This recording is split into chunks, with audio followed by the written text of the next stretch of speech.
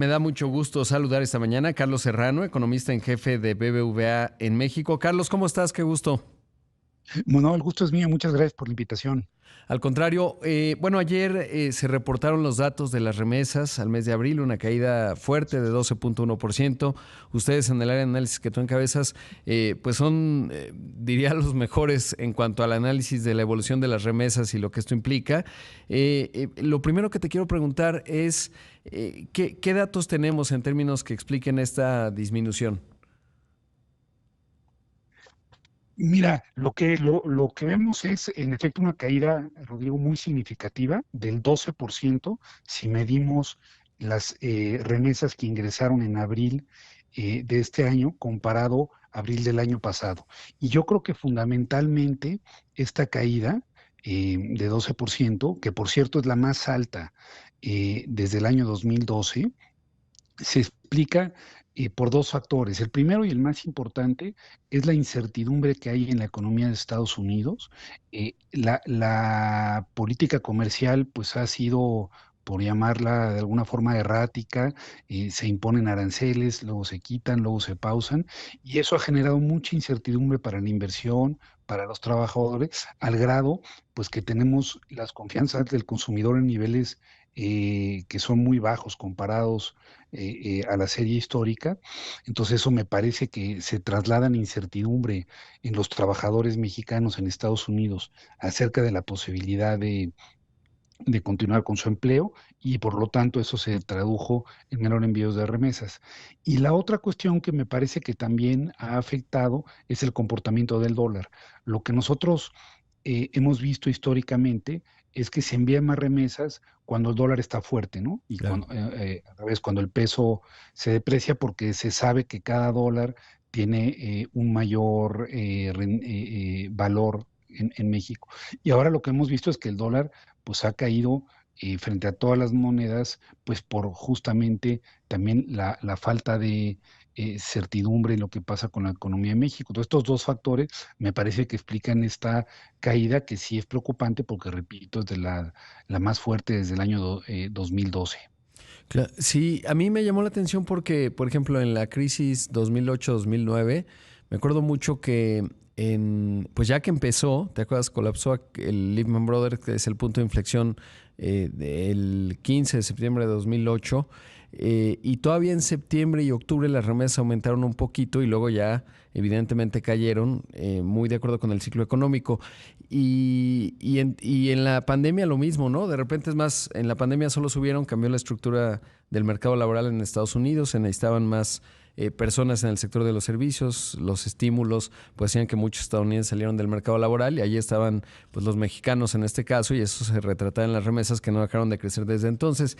Y esto me llamó la atención porque pues los datos de la economía de Estados Unidos pues nos muestran todavía una economía relativamente robusta, el desempleo allá 4.1%, la inflación no ha remontado tanto, entonces fue extraño, ¿no? El dato súbito o sea, digamos, y luego el miedo, pues a lo mejor mandas antes de regresarte si es que sientes que te van a deportar. Entonces, ¿cómo interpretas, considerando todo este que acabo de escribir, el dato, ¿no? Que es sorprendente.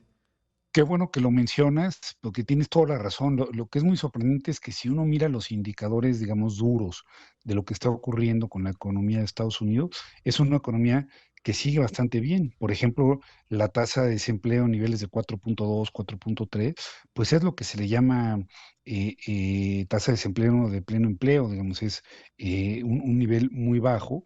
Si miramos hay comportamientos de crecimiento de producción industrial y otras variables, es una economía que sigue estando bien. La tasa de inflación está bajando, la tasa de inflación medida con el PCE, que es la medida que sigue la Fed, ya está en 2.1 prácticamente en el objetivo, pero el tema es que si uno mira los que llamamos indicadores suaves, esos se están deteriorando muy rápido. Por ejemplo, la confianza del consumidor, las confianzas del productor, em, eh, digamos, lo que había ocurrido con las bolsas de valores. Entonces, lo que nos muestra es algo muy curioso, una economía que está muy bien, pero que los indicadores suaves anticipan que se puede deteriorar. Y anticipan que se puede deteriorar justamente por los anuncios de política. Por lo que puede ocurrir con la política arancelaria, que si bien no ha entrado todos los aranceles de forma más fuerte, pues sabemos que pueden entrar cuando acabe la pausa de los 90 días, y también pues una política fiscal que va a terminar en un déficit más alto. Entonces me parece que mercados, empresas y familias, si bien ven una economía que está bien, anticipan que es una economía que se puede deteriorar cuando se empiecen a sentir los efectos de estas políticas, y por ello se empiezan a anticipar a estos posibles efectos, que lo ha resumido el presidente de la Reserva Federal diciendo que hay una posibilidad importante, pues, de que la economía entre en estagflación, es decir, con bajo crecimiento y crecimiento en los precios, y me parece entonces que lo que vemos es que los agentes anticipan a estos posibles efectos. Claro, o sea, el dato nos puede mostrar esta debilidad. ¿Y cómo ha ocurrido en otras recesiones? La que yo me acuerdo es esa que te decía, 2008-2009, o sea, septiembre de 2008, todavía octubre. Finalmente la recesión como tal se materializó en diciembre y ya ahí se veía, ¿no? Entonces, no hay un equivalente porque esa crisis fue muy brusca y aquí estamos viendo un desarrollo pues que va evolucionando en tanto Donald Trump ajusta o no, pero eso genera, como bien lo mencionas, parálisis. Pero digamos que es el ciclo previo a una desaceleración, ¿no? Por lo que voy viendo, o ustedes que estudian las correlaciones, pues ahí se ve. Exactamente. En aquella ocasión que mencionas, 2008-2009, pues las remesas empezaron a caer, pero empezaron a caer hasta que aumentó la tasa de desempleo. Y como dice, ahí fue un asunto bastante más serio. Esperemos que en esta ocasión no lleguemos a tanto y que Donald Trump pueda corregir el rumbo, porque en aquella ocasión la tasa de desempleo llegó a niveles del 10% y le llevó mucho tiempo recuperarse. Y por eso, como bien señala, vimos un periodo donde las remesas estuvieron muy flojas y no crecieron durante mucho tiempo. La crisis de la pandemia fue distinta por lo que señalas, Sí. dos razones fundamentales. La primera es que empezó a haber, hubo muchos norteamericanos que tardaron mucho tiempo en regresar al mercado laboral, no querían trabajar en sectores de servicio. Los mexicanos ocuparon esos espacios y eso les permitió mandar más remesas, porque al haber una menor oferta laboral en los sectores donde trabajan los mexicanos, hubo aumentos importantes en los sueldos, y no solamente eso, también hubo estímulos fiscales que llegaron a muchas familias también mexicanas que se tradujeron en más remesas. Por eso vimos el crecimiento tan explosivo en las remesas. Justo cuando empezó a abrirse la economía, las remesas empezaron a crecer de manera muy fuerte, y yo creo que son estos dos factores: un mercado laboral muy apretado y dos, estímulos fiscales muy significativos que también en parte se permearon a través de mayores remesas. Por supuesto. Debo hacer un corte, Carlos, pero te quiero preguntar, pues los datos básicos, ¿no? ¿Cuántas familias dependen de las remesas y cuál es tu perspectiva en términos de lo que pueden afectar si se materializan las deportaciones o los datos que ya tenemos hoy? Y en fin, y el tema del 3.5%, cómo puede jugar en todo ello, pero nos toma el corte si nos esperas un poco, Carlos, y Con regresamos. todo gusto. Aquí Gracias. espero. Esta mañana está con nosotros Carlos Serrano, economista en jefe del BBVA México. Carlos, ¿cuántas familias dependen de las remesas? El dato que tengo en la cabeza son 10 millones, pero no sé si ha evolucionado, bajado o subido. Sí, bueno, son justo alrededor, ya soy un poco, ya casi 12 millones de Ah, familias dependen de las remesas. Entonces es una fuente pues bastante importante de ingresos, sobre todo en algunos estados del país, ¿no? sí, claro. ¿Cómo estás viendo la evolución en términos de las deportaciones? Al menos los datos del CBP, ¿no? De los encuentros, pues han bajado, obviamente.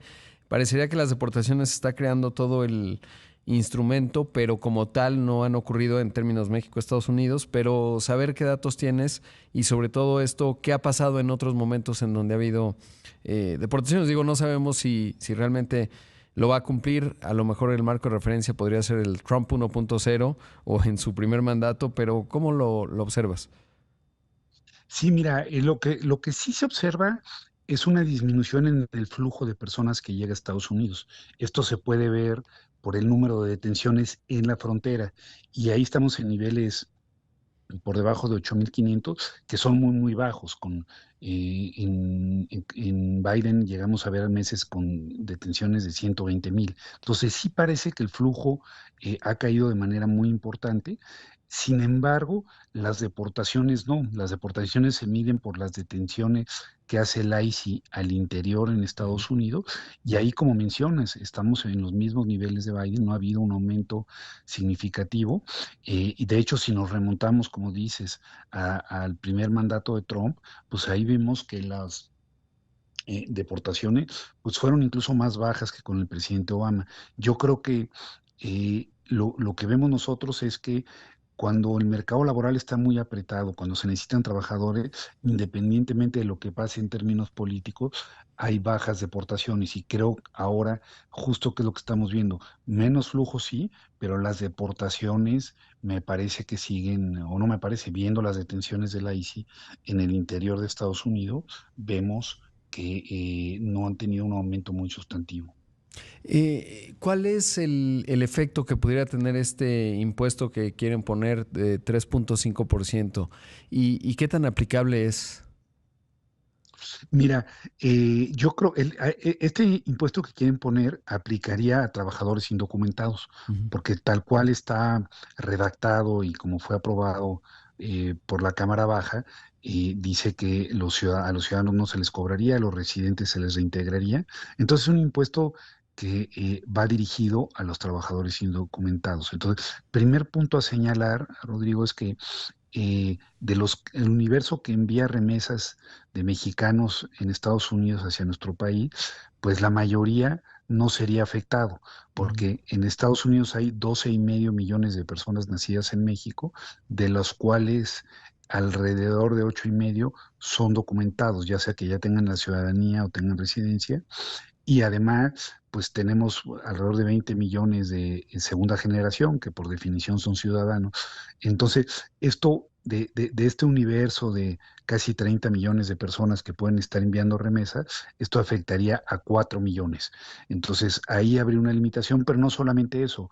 También me parece que hay canales alternativos para que estas personas indocumentadas puedan enviar ayuda.